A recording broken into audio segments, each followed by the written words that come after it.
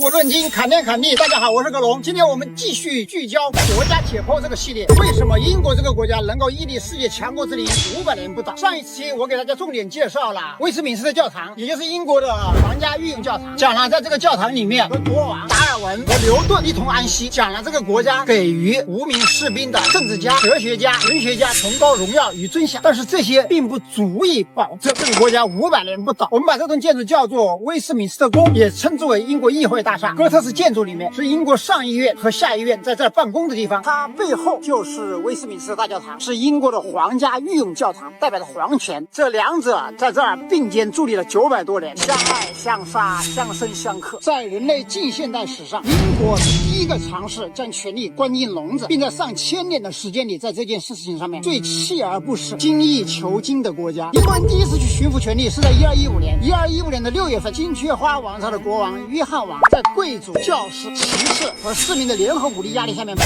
迫签署了大宪章，这就是历史上面著名的自由大宪章。1215年在中国还是南宋嘉定8年，那个时候大宋风雨飘摇，南迁偏安已经差不多90年，但是皇权依然高度集中。1215年英国大宪章一共63条，确立了私有财产和人身自由不可被随意侵犯，最关键的是确立了法治的公平普世原则，王在法下，这是人类历史上面第一次将王权以法律形式关进笼子，也是人类现代民主政治的起点。当然，自由从来都不会来自掌权者的慷慨恩赐。被武力胁迫接受自由大宪章的国王当然不甘心，所以约翰王不久就否认了大宪章，英国陷入了内战。1年之后，约翰王病死了，他的儿子亨利3世继位，虽然结束了内战，但是仍是变着法子对大宪章条款各种砍削，很快63条被砍的只剩下37条。忍无可忍的贵族在1258年再次组织武装冲进了王宫，亨利3世被迫在牛津这个地方召开贵族大会，被迫同意每年召开3次议事会议审查国务。为此专门从法语里面引进了一个新词 Parliament， 意为谈话、讨论、商议。此后在英语中就表示议会，汉语里面把它翻译成议会或者国会。会议还规定议会法是最高权威，一切法令不得与其相悖，并要求政府主要大臣对议会而非国王负责，并定期召开议会的原则，这就是著名的牛津条例。今天我们继续聚焦国家解剖这个系列，为什么英国这个国家能够屹立世界强国之林500年不倒？牛津条例事实上公开宣布，议会是全国最高立法机构，王在法下，具有深远的历史意义，完全改变了中世纪以来整个人类统治者的统治方式。所以法国国王路易9世曾经评论说，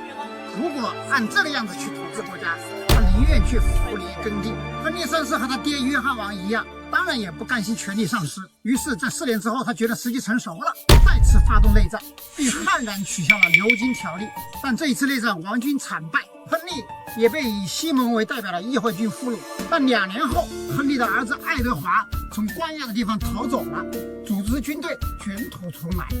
这一次幸运之神眷顾了王军，西蒙战死。7年之后，爱德华再次废除了牛津条例，但是他不敢废除大宪章，因为在长期的斗争之中形成了国家机构和原则，这个时候已经是固定下来，深入英国人的民心和骨髓。也正是这套制度化的体制，让英国经受住了黑死病、英法百年战争、玫瑰战争以及中世纪后期的各种考验，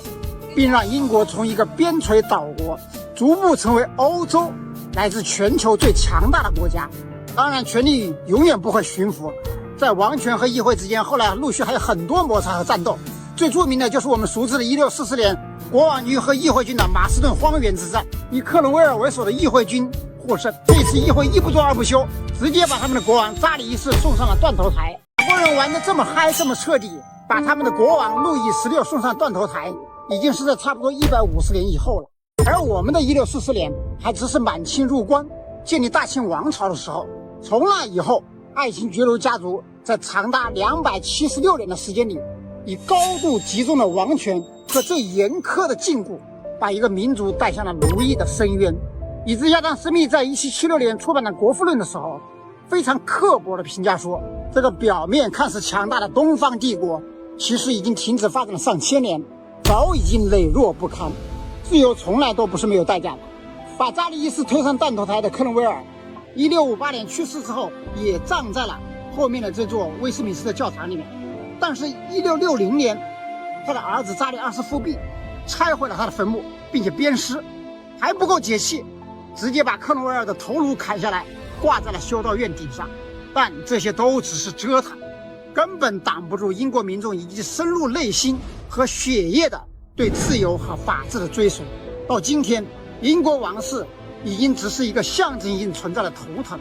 所有权力归于民众。而后来的法国、美利国、加拿大、澳大利亚等等，也都只是依葫芦画瓢，学习和借鉴了英国这套行之有效的国家治理体系。有意思的是，在近代史上面，我们和英国这套体制是发生过交集的。1896年，晚清的重臣，也就是当时最有世面和最有见识洋务运动的倡导者李鸿章，欧美之行，英国人把李鸿章引到了他们最引以为文化精华的议院，旁听了英国议员们的辩论。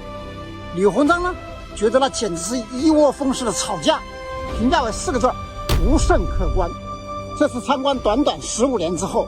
觉得无甚可观的大清就亡了，而一窝蜂吵架的英国则一直伫立在世界强国之林500年不倒。我是葛龙，这一期节目我就给大家讲这么多，大家关注我，我们一起提高认知，不做韭菜，不被收割，